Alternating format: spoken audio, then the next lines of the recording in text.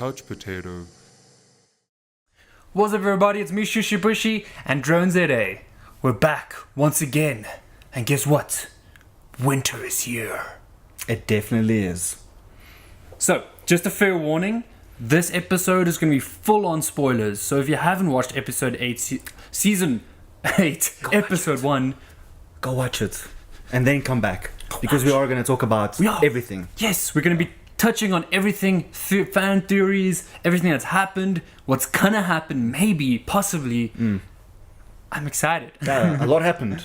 A lot happened. Yeah. Stage has been set. It definitely has. Jon Snow is no longer Jon Snow. He is Aegon Targaryen. Yeah, and he's still kissing his aunts. Okay, but let's be fair. Dany, Jon, match made in heaven. Yeah. Apparently they're a handsome couple. A handsome couple. Or as the Onion... What's his name? He's got his fingers chopped off. The Onion Knights. I don't know. The Onion... I can't remember his name.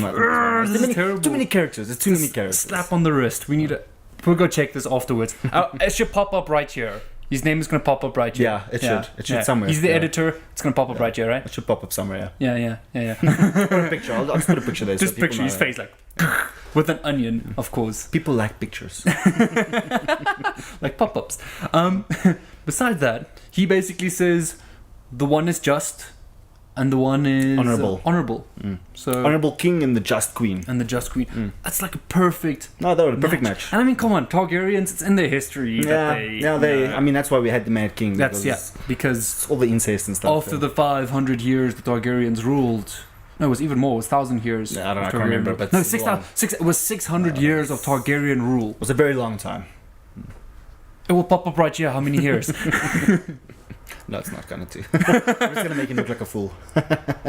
But yeah, it was an interesting episode. A lot happened. And like you said, they set the stage. Lots of stuff to come. Some of the things that I thought like were possible was a bit debunked for me. Yeah. And some things that I forgot about that came back. No. Like, one of the big things for me was Jaime.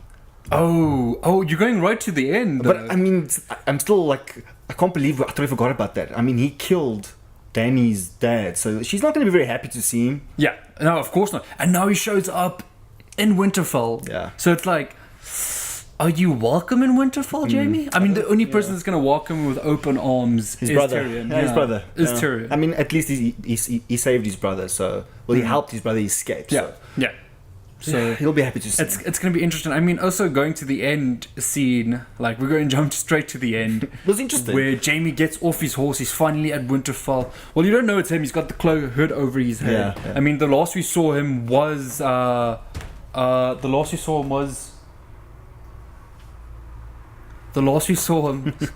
cat malfunction. Yeah, we're having a cat malfunction.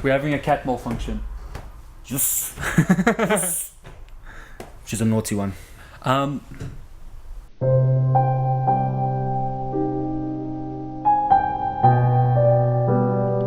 you lose your train of thought completely? I'm having a cat malfunction. Last we saw him, he climbed off his horse, he took off his hood, and he looked around, he's like, Winterfell. Such a nice place.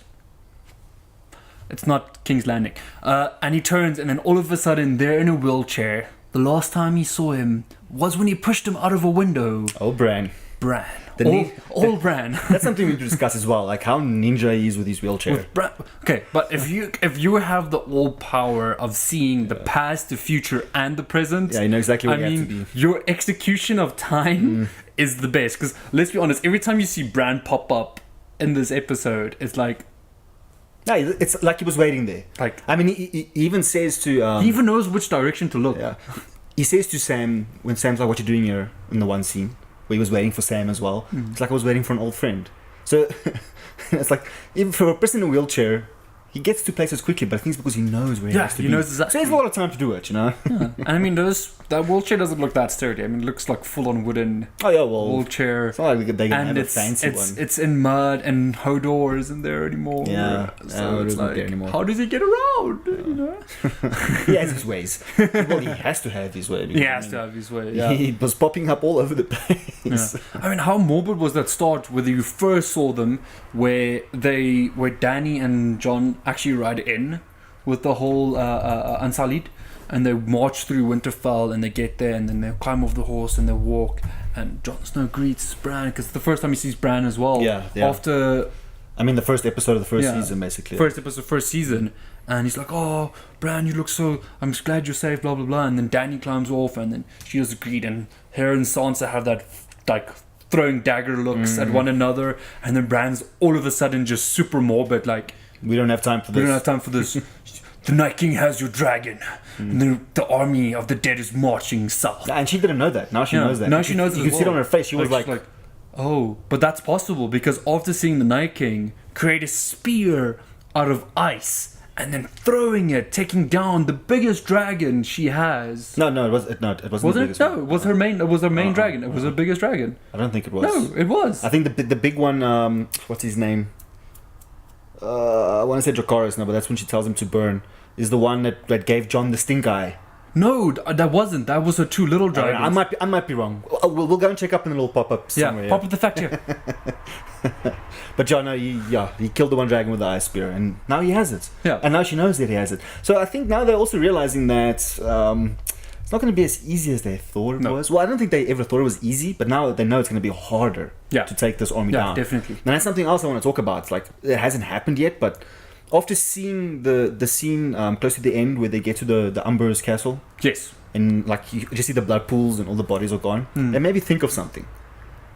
I don't think it's a good idea to fight the army of the dead face on, because for every person that falls, it adds a body to the army of the undead. Exactly. So you could be fighting next to your friend, and your friend gets slain, and then he becomes the undead and kills you. So it's going to be impossible to fight her head on. Yeah, but that's why Sam was like, you got to kill the. Oh yeah, no, they White have to. Walkers. But I mean, that's easier said than done. I know, because they have to go through an entire army of undead to get to them, and the dragon. Yeah. To get probably the dragon. Night King's probably can be riding the dragon through the entire fight, and then they're gonna somehow try to get to the White Walkers and take out the White Walkers. Yeah. Because what you also saw with the season 7 when Jon went to get the wildlings. Yeah, when he killed the one. Yeah. The White Walkers actually go into battle. They don't care about like sitting back and chilling. They actually go into battle to fight. Yeah, it's like his lieutenants. They're the ones that also they have like their own magic in there. You can see they also raise people because when he killed the one, some of them fell. Yeah. So that's how they know that if they have to kill them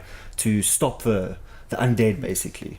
How powerful was the scene with Sam where he finally finds out? Oh, his dad and his brother. Yeah, where Dany killed his dad. I cannot remember the actor's name, but wow, that was good. He's a really good actor. Sam, the guy that plays Sam. That showed what a good actor. I mean, he didn't have to say anything, just by his facial expressions. It was, you could like completely see what he was feeling. I almost had a tear. Like I've seen the episode twice, and both times I was like. Wow. It was even more powerful the second time. Oh, definitely. But and something else I want to talk about. Sorry, I've been waiting for this for so long. So long. He's been talking about it for seasons. Him, like Jon riding a dragon. With the entire build-up to that was insane. Like, it was so good. She touches the dragon's head and she climbs on, and she's like, "Don't be afraid, climb on." It was good. I mean, it was funny as well because it just shows a bit how, well, I mean, you could say thick-headed, but it also maybe doesn't know all the lore. Yeah. If he knew, then he would have known there that he must have Targaryen blood in him because the dragons will only allow Targaryens to ride them. Everyone knows, but the thing is, what we have to remember is that wasn't even dragons in the time of the Mad King. That was 3 generations ago, 2 or 3 generations ago. Yeah, it was like 2 or 3 generations ago, yeah. And that's when last they had an actual, like, dragons. Yeah, and they were babies. They were just babies. And they were little babies, yeah. So it was like no one, like, they don't remember the time where dragons were ridden. So yeah, but it's in the lore books. It's in the lore books, but come on, who reads the lore books? Sam. Yeah, only the maesters. Yeah, the maesters know the lore. That's why I say you can't say Jon is thick-headed. I mean, that's what I said. If he knew a bit more about the lore, they just didn't know. They just don't know. So him climbing on the dragon, it should kind of trigger like, oh, I'm a Targaryen. But also, Dany was like, from the get-go with him, like, the dragons won't hurt you because they can see you as a friend because I accept you as a friend. They trust her and they can see that she trusts him. So, but I mean, they are intelligent creatures. Yeah, they definitely aren't. They won't beasts. anyone else ride them though. Yeah, They will only let a Targaryen climb on them. Yeah. So that should be a trigger. So I think with the whole scene where Sam tells Jon, I think that's what also makes it hard for him to like accept, because he actually has had evidence. Yeah. Like he's ridden a dragon. It's probably like when it makes sense. When Sam saw him, like a little light going on, like, wow, okay, that's why I could ride the dragon. But that scene was awesome. One of the best scenes in Game of Thrones for me. It looked so good as well. Yeah, it was done very well. For a series, man, I don't even know how much it cost to do that scene. Dude, I actually want to know like how much, because it's I'll go and check. multiple frames. It's like, I don't even know. I didn't even count how many frames, but it was like a few frames. No, it was a few hundred frames. Yeah, like with the different angles of the dragon. Come on, that not cheap. No, not cheap. Definitely not cheap to do that. So. Nope. I mean, I wonder if we'll ever see another series at this type of caliber soon. I mean, sure, down a couple of years down the line, technology gets better with good CGI, just not this crazy and advanced. Yeah. Another cat malfunction. Yeah, she's been quite naughty tonight. That's fine, Eva. She'll get over it. She'll get over it eventually. Okay. So maybe she's just so excited for Game of Thrones. I'm sure she is. Anyway, also we can't talk Game of Thrones without talking about Cersei. Oh yeah. So the Golden Army has arrived. Yeah, the Golden, yes. And Okay. what's his name? I'm dealing blank tonight. Man, the guy that wants her so badly. You know, that's a new character they introduced. I feel bad. I'm a bad Game of Thrones fan. The Greyjoy uncle. The uncle. Let's call him Uncle Greyjoy. Uncle Greyjoy, yes. His name will pop up here. But it was hilarious with with the whole scene between him and Cersei. Yeah. And then she was like, "What? You're the most arrogant man I've ever met. I like it." Yeah, that's after she invited him into her bed. Yes, yeah. So Cersei might be feeling a little lonely without Jaime. Sorry, guys, she is breaking down a bit. Really? Come here. Hey, don't do that. Don't do that. You're naughty. Let me just show the people what we have to deal with here. Come. I think that's better. Are you being naughty? You're being naughty. Cue the arm music. Aww. Okay, run away. I know you want to run away. So that was pretty insane. And now, basically, the Golden Army's there now. Cersei's like just chilling in King's Landing. Nothing much. And then, of course, we have Theon / Reek climb onto the Greyjoy boat to free his sister that was captured. Yeah, I actually didn't expect that. Everyone was like, "Oh, Theon, he's not Theon, he's still Reek. He ran away, what a coward." And then he repays his sister because his sister came back to save him. Yeah. And now he's saving her. And of course, she doesn't just accept it. She gives him a good old headbutt. Yeah, but I guess that's normal in their family. You know? Yeah, I guess that's the Ironborn way. It's the Ironborn way. It's Yeah. the Ironborn way. What is dead cannot be killed. Yes, what is dead cannot be killed. Still such a cool And then family line. something that was thrown in like the works, which I also did not expect, was a Bronn, the warrior. Oh, Bronn of the Blackwater. Yeah, where Cersei now hired him to kill her two brothers. That is one of the most I did not expect that. insanest things to think about, because the fact that he's been with Tyrion for a good portion of the show. Fought with Jaime. And then he was with Jaime. The whole arc with like his entire character arc was first Tyrion, then Jaime. And now he's the dragon slayer because he shot the scorpion arrow at the dragon and not killing the dragon, no, hitting the damage. Almost killed it. Yeah, hurting Almost the dragon. Yeah.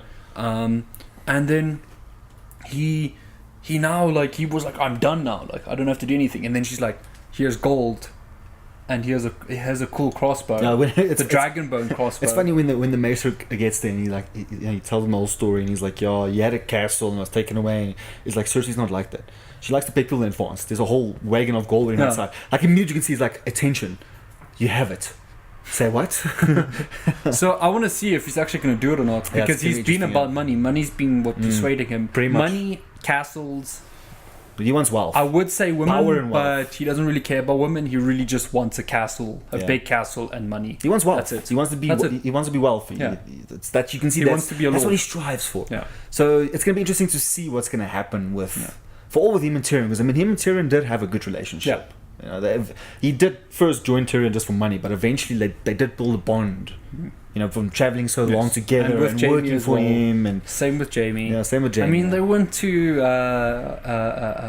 Essos together. Yeah. Fought in Essos together. Yeah. Almost died together twice. Yeah. So it's going to be interesting to see what he's going to do. Yeah. Is he going to betray Cersei, or is he going to go after the gold? Tell us what you guys think in the comments as well about that. Yeah, pretty much about anything. Oh no, we haven't talked about Arya though. She had two, well, technically three, but I would say two powerful scenes in this entire one. The one where she finally reunites with Jon. Yeah, that was a good scene. Because was good. Growing up, Arya was the only one that accepted Jon as family, like truly accepted. And then Jon is also the only one that lets Arya like actually be who she wants to be. Yeah. I mean, he made her a needle. Yeah. And that was a good scene. Yeah. Where he's like, "Oh, have you used it?" No. Once or twice. Like, we know the truth. We know the truth. We will avoid you. Yeah. I love it also where he's like, "How did you sneak up on me?" And she's how like, did you survive a dagger to the heart? I did it. It was good. Like that was scene was so very good. powerful. It was a very powerful scene. So good. You know, so many scenes that were so powerful in this episode. I mean, what do we have in store for the next episode? I mean, I'm sure it's just going to get better and better. Well, the next episode's another 58-minute episode. Yeah, and then after that's like And an hour and after 20 that minutes, is pretty much. the first hour and 20 minutes episode and the first battle of the season. Can't wait for that. So let us down below. Know below if you're going to be watching at 3 a.m. in the morning. Like we did. We watched it twice, by the way. If you're watching it at night, like, It was for a second time. It was actually better the second time. Game of Thrones is always better the second time, and the third, and the fourth, maybe the fifth. Maybe the fifth, yeah, maybe. By then it might get a bit boring, but... Boring. No, I'm just joking. I'm just joking with you guys. But yeah, let us know down below what you guys thought about this episode, and if you're excited for the next one, if you're waking up 3 a.m. or not, and if you're not watching it at night. Yeah, tell us your theories. Yeah. What's up? What's next? What's happening? Don't forget to hit like and subscribe as well. Cool. And the bell for notifications. Bye.